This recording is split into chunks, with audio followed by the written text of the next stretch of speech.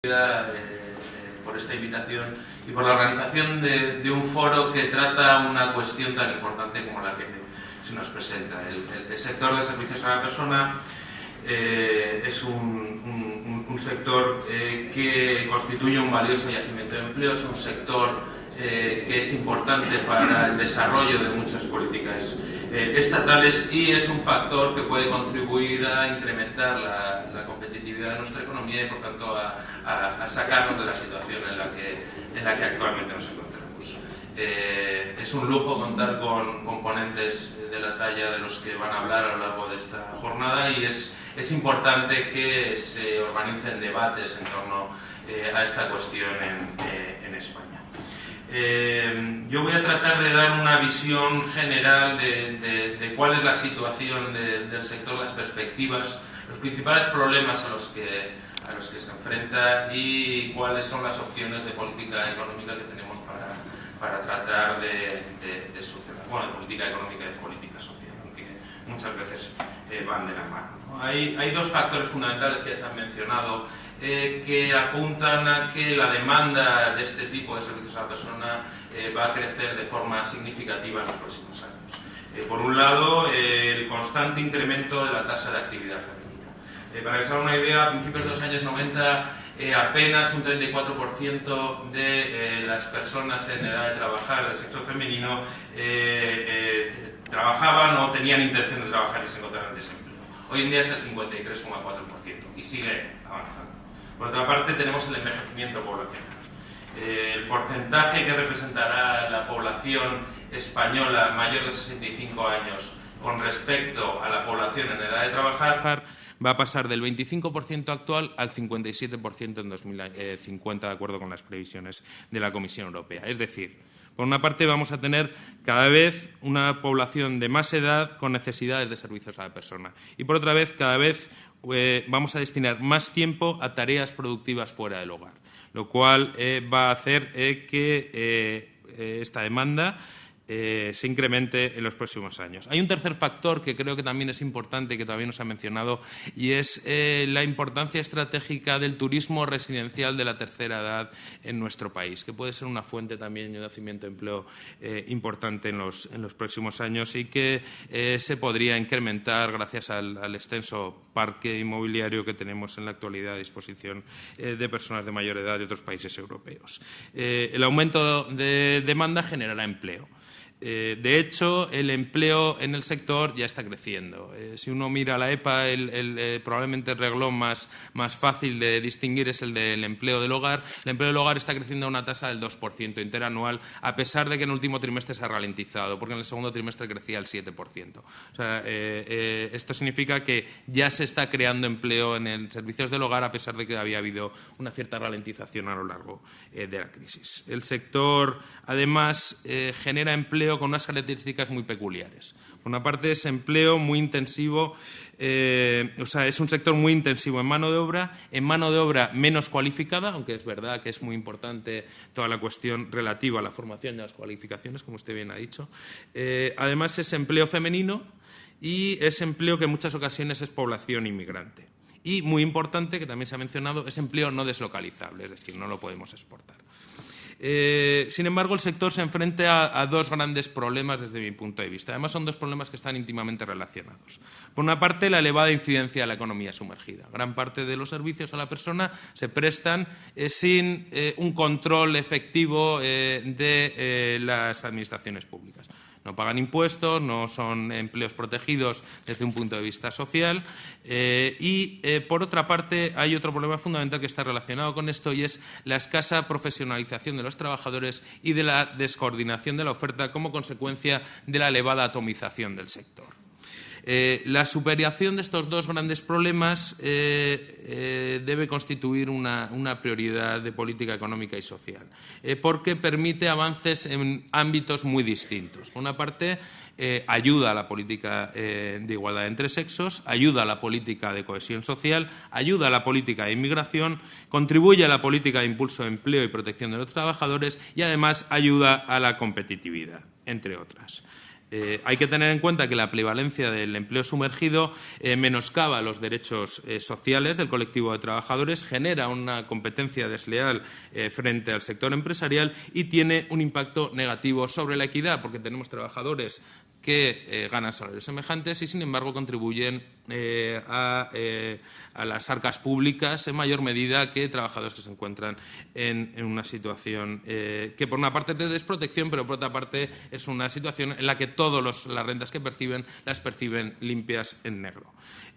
Por otra parte, la atomización de la oferta dificulta la protección de los derechos laborales, desincentiva la inversión en formación de trabajadores, desincentiva la innovación productiva, que puede ser importante en este ámbito, quizá el señor Lebrun les habla más adelante de ello, y genera importantes problemas de información asimétrica a los demandantes de servicios. No sabemos a quién estamos contratando, no tenemos una referencia, no tenemos un interlocutor como puede ser una empresa que nos solucione ese problema de información. Es decir, existen numerosos beneficios derivados de la resolución de estos dos grandes problemas. Mayor protección social, más derechos laborales, más formación, menos riesgos asociados a la actividad laboral, mayores ingresos tributarios para la seguridad social, una mejor conciliación laboral que, como bien hemos dicho, contribuye a la productividad laboral y contribuye al bienestar general, genera menos estrés también a los trabajadores que se ven beneficiados de esta conciliación, además de las empresas, y una mayor profesionalización de la actividad, con todos los beneficios asociados a la misma. La Comisión Europea es bien consciente de estos problemas. Estos problemas no son específicos de España, son problemas que tienen numerosos países europeos, y está impulsando vigorosamente el compartir buenas prácticas entre socios españoles, entre socios comunitarios, por un lado, y por otra parte la elaboración de documentos con una calidad elevada y contribuyen a organizar conferencias como esta. La colaboración de la Comisión es muy apreciable en este sentido y, por tanto, el Ministerio de Empleo agradece su hiperactividad, ¿no?, en este ámbito. La cuestión es cómo podemos avanzar, ¿no? ¿Qué se puede hacer? Por un lado, parece recomendable, que es algo que ya se ha tratado, llevar a cabo una aproximación integral, ¿no?, y sistemática y estable a esta cuestión. A nadie se le escapa que las competencias en este ámbito, aunque deberían ser lideradas por el Ministerio de Empleo y Seguridad Social, que también, como saben ustedes, tiene la Secretaría de Estado de Inmigración dentro de su estructura, afectan a diversos ámbitos, tanto ministeriales, como puede ser el Ministerio de Sanidad y Asuntos Sociales, como a distintos ámbitos territoriales, comunidades autónomas y entidades locales, que son las que están más cercanos a gran parte de las necesidades de los ciudadanos. Por otra parte, es necesario abordar de forma simultánea lo que es prestación directa e indirecta de servicios. No parece recomendable llevar a cabo un tratamiento individual de estos dos tipos de situaciones. Además, es necesario generar incentivos para la inserción del colectivo. Y los incentivos que empleadores y empleados tienen en la actualidad parecen insuficientes a tenor de las proyecciones que existen sobre la situación del empleo sumergido en el sector. La regularización del empleo normalmente se produce en cualquier empleo cuando los beneficios teóricos de esta situación superan a los costes. Beneficios teóricos, es decir, una persona no tiene en cuenta solo los ingresos, también, por ejemplo, se puede ver afectada por las medidas coercitivas, por las sanciones, etcétera, ¿no? En general disponemos de tres grandes grupos de iniciativas públicas para tratar de solucionar este gran problema de emerger. Por una parte, las medidas que incrementan el compromiso ciudadano. Por ejemplo, campañas publicitarias de concienciación. El fin de semana pasado estuve en unos asuntos relacionados con el trabajo en Argentina, y ahí ahora mismo hay una campaña de publicidad que se llama Registra, que trata de favorecer en televisión y en carteles publicitarios el registro de trabajadores, de empleados domésticos en concreto. Por otra parte, se pueden adoptar medidas disuasorias con la amenaza de sanciones y la mejora de los sistemas de detección del empleo irregular. Y, en tercer lugar, hay un grupo de medidas que son medidas para facilitar el cumplimiento de las obligaciones. Medidas preventivas, como la simplificación administrativa, de la que no hemos hablado, pero que creemos que es muy importante, la formación y la información a empleadores y a empleados. Por otra parte, medidas de estímulo de cumplimiento, fundamentalmente incentivos fiscales, a los que también se ha hecho referencia en esta mesa. En España, por el momento, se han adoptado medidas en todos los ámbitos, pero con distinta intensidad y un resultado que se puede considerar mejorable.